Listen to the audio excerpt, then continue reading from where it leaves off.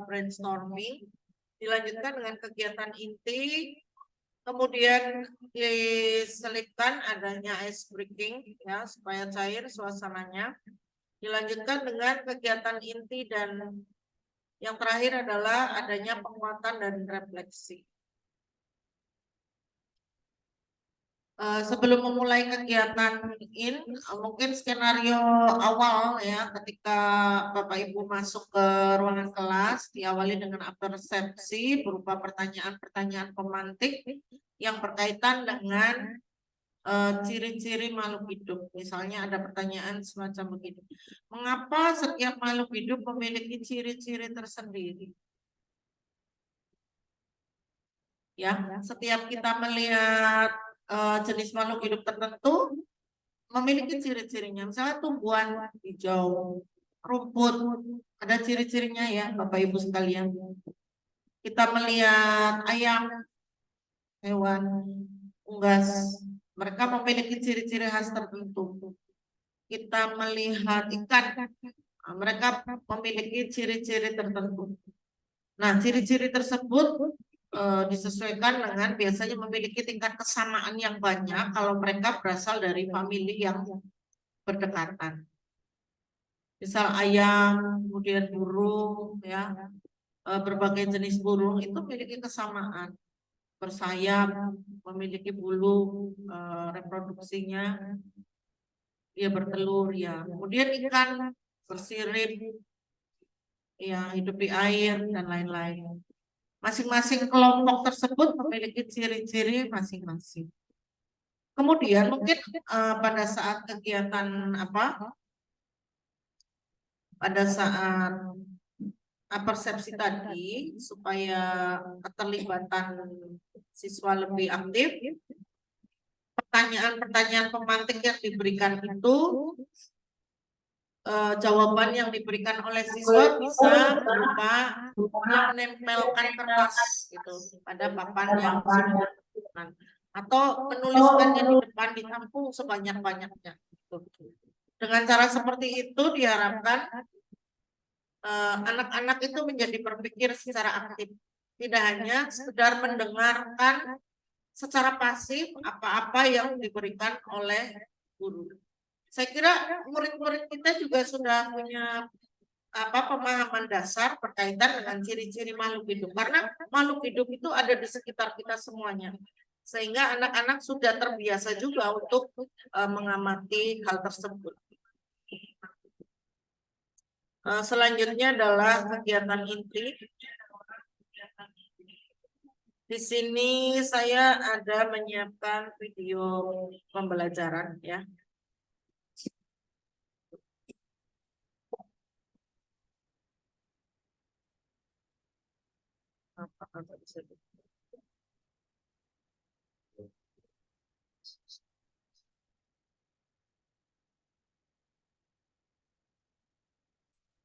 Baik, seperti biasa setelah penayangan video, anak-anak diberikan pertanyaan berkaitan dengan ciri-ciri makhluk hidup yang muncul pada tayangan video tersebut.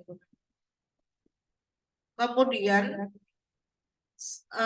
jawaban dari siswa setelah mengamati video tersebut disampaikan secara lisan atau dengan menempel kertas atau bisa secara lisan. Dengan secara lisan diharapkan anak-anak murid kita menjadi lebih aktif, lebih percaya diri untuk tampil gitu, karena mereka diberi ruang oleh kita untuk berpresentasi menyampaikan jawaban. Untuk selanjutnya ada LK ya, atau lembar kerja. Pada lembar kerja yang kita sediakan itu siswa diminta untuk menuliskan ciri-ciri makhluk hidup melalui pengamatan. Bisa jadi melalui pengamatan makhluk hidup yang ada di sekitar kita. Kalau tadi skenarionya setelah melihat tayangan video, berarti ciri-ciri makhluk hidup yang dimunculkan pada tayangan video tersebut. Kalau LK yang di sini amati, perintahnya adalah amatilah lingkungan sekitar, kemudian tuliskan aktivitas makhluk hidup yang sedang dilakukan. Kemudian menuliskan alasan mengapa makhluk tersebut dapat dikategorikan sebagai makhluk hidup. Pada LK tersebut atau lembar kerja yang disediakan dibuatkan tabel ya dengan isian. Bapak Ibu bisa melihat tayangan yang saya sampaikan di Zoom ya. Nah, itu ada kolom nomor, itu urutan nomor makhluk hidupnya, kemudian makhluk hidup apa yang diamati. Bisa juga menggunakan makhluk hidup yang ada di sekitar kita. Kita misalkan di ruangan kelas tiba-tiba menemukan semut gitu ya. Tulis saja semut.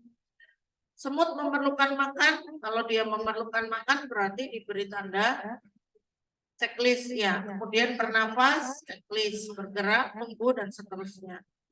Karena kegiatan yang dilihat itu pada kolom-kolomnya merupakan ciri-ciri daripada makhluk hidup. Mungkin Bapak Ibu ketika nanti langsung menerapkan kegiatan kegiatan on ya, mencari ciri-ciri makhluk hidup, bisa menampilkan makhluk hidup apalagi yang kontekstual ya, yang ada di sekitar kita. Selain semut misalnya apa? Kucing. Ya, di sekolah juga suka lewat ya. Ada lagi? Ya? Cicak. Apa Pak? Kecoa. Biawak ada di sekolah. Di tepi sungai biasanya ya. Ya, ini berarti bisa kalau ditugaskan hati-hati nih anak-anak suka kalau sepatunya lepas kena beling nanti repot juga. Jadi harus segala sesuatu apa resikonya harus diantisipasi juga. Nah ini bisa keluar dari kelas supaya nggak jenuh misalkan. Cacing. Nomor kalau di tabel ini kan dibuat ada 6 baris ya. Bisa jadi jumlahnya lebih ya sesuai dengan makhluk hidup yang ditemukan. Tadi kan kelihatannya sebagian besar makhluk hidupnya berupa hewan. Padahal makhluk hidup itu bukan cuma hewan. Ya, tumbuhan apa disebutkan nama itunya ya. Kalau tumbuhan kira-kira bergerak nggak ya? Berjalan gitu. Geraknya gerak pasif, seperti mengambil air di tanah ya. Nah ini ada lembar pengamatan lingkungan sekitar. Dengan seperti itu kita bagaimana anak kita itu belajar tapi dia mencari dan bergerak aktif gitu. Tidak selalu gurunya yang ya memberikan. Jadi seperti kan teori di pendidikan ada yang seperti gelas isi air gitu ya. Jadi murid itu seperti gelas padahal mereka makhluk hidup yang Allah sudah berikan hati, perasaan, pikiran. Nah, dalam metode cara pendidikan itu ada yang murid itu diperlakukan sebagai manusia. Nah, ketika dia diperlakukan manusia, anak-anak tersebut diberi kesempatan untuk mencari. Nah, kita sebagai guru hanya menuntun gitu. Tapi kalau misalkan ada pemahaman yang mereka kurang paham atau ada hal-hal yang perlu diverifikasi, maka guru yang menyampaikan iya. Tetapi anak tetap diberi kesempatan untuk dia mencari. Selanjutnya,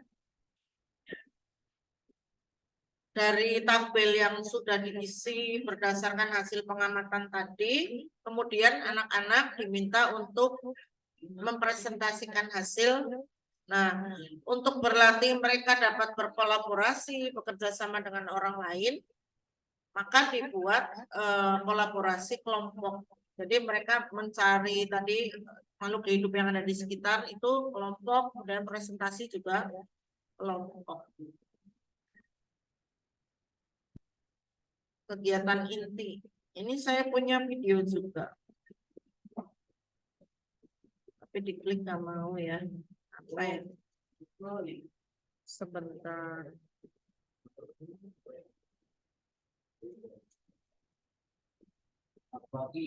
Ya, di video tersebut lebih menampilkan kebutuhan makhluk hidup. makhluk hidup itu butuh udara, air, cahaya matahari, makanan, dan tempat hidup. Kemudian kita berikan pertanyaan, apa yang akan terjadi jika makhluk hidup itu tidak dapat memenuhi kebutuhannya? Kira-kira makhluk hidup itu akan bagaimana? Mati, tidak dapat melanjutkan kehidupannya, tidak eksis. Akibatnya tidak lestari ya. Kalau mati belum bereproduksi, akhirnya jadi punah. Kalau sudah bereproduksi, masih ada keturunannya masih bisa melanjutkan lagi. Tapi kalau kemudian mereka belum sempat bereproduksi, akhirnya punah, itu hilang sifat-sifatnya ya. Kemudian dilanjutkan dengan menyelesaikan lembar kerja.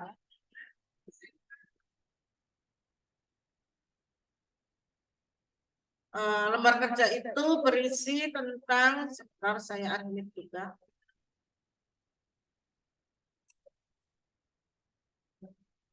Tumbuhan memerlukan air. Ya, di mute aja supaya tidak.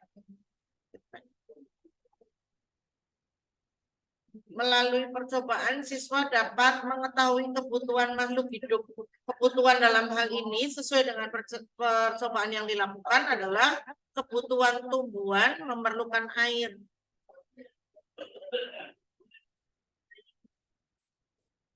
Bisa jadi menggunakan pot gitu ya, satu tanaman yang rutin diberi disiram setiap hari, yang satu tidak diberi air. Nanti perbandingan pertumbuhannya seperti apa?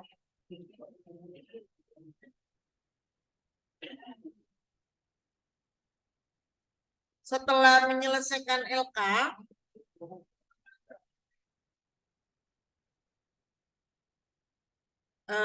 siswa tadi melakukan uji coba menggunakan gelas plastik atau gelas air mineral itu ya. Kemudian boleh menggunakan sayur sawi putih, disediakan air, dan selanjutnya adalah diberi pewarna. Seperti yang tampil pada tayangan layar Zoom ini. Di sini sawi direndam dengan air dan pewarna. Kemudian hasilnya setelah dari 24 jam, Bapak Ibu bisa perhatikan bagaimana lembaran sawi tersebut. Antara yang gelasnya berwarna merah, hijau, dan biru. Apakah ada perbedaan? Bedanya apa ya? Ya, warna tersebut terserap ke dalam sayur sawi. Dengan warna yang terserap ke dalam sayur sawi ini membuktikan apa?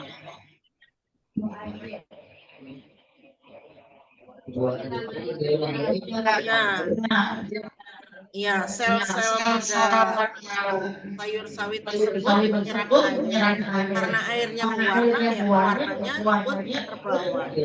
Kalau yang diserap air jernih kan menyerap tapi nggak kelihatan, hanya segar saja ya. Karena diberi warna, ini membuktikan bahwa air itu betul-betul diserap oleh ya sawi tersebut. Nah, ini banyak nih warnanya, ada merah, biru, putih, hijau, oranye ya, kemudian coklat.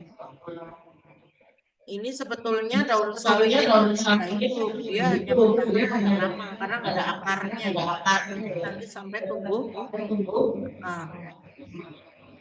Tambahkan pewarna lebih banyak daun sawi kan dia berlapis-lapis ya.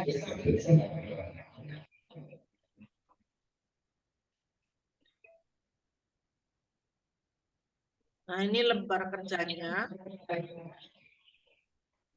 Kemudian supaya anak-anak hasil speaking, ada ciri-ciri makhluk hidup. Ini ciri-ciri makhluk hidupnya menggunakan nada lagu balonku, tapi fokusnya bedakan. hidup perlu makan, beradab, tumbuh, bernafas, berkembang biak, itulah ciri dirinya. Tepuk tangan. Kemudian itu penguatan dan refleksi. Dimulai dengan pertanyaan, setelah mempelajari materi makhluk hidup, apakah perbedaan pada setiap makhluk hidup? Adakah kesulitan dalam menentukan ciri-ciri makhluk hidup yang ditemui di lingkungan sekitar? Kira-kira ada kesulitan untuk menentukan ciri-ciri makhluk hidup yang ada di lingkungan sekitar? Udah ya, karena kelihatan gitu ya, kecuali makhluk hidupnya mikroskopis, maka perlu alat namanya mikroskop. Tapi kalau besar maka tidak perlu. Salah satu kebutuhan makhluk hidup itu dengan tumbuhan, bukan air dalam melalui percobaan bukan adakah kesulitan yang ditemukan pada percobaan tersebut. Kemudian supaya anak itu dekat dengan Allah, kita sebagai guru sedikit banyak mengintegrasikan dengan nilai-nilai keislaman. Misalkan dikaitkan yang artinya Allah telah menjadikan bumi sebagai hamparan dan memberikan jalan-jalan di atas bagimu dan menurunkan air hujan dari langit. Nah ini kemudian kami tumbuhkan air hujan jenis-jenis aneka macam tumbuh-tumbuhan. Kemudian ada Quran surat Al-An'am ayat 38 dan Quran surat At-Tin ayat 4. Saya kira pembuka untuk materi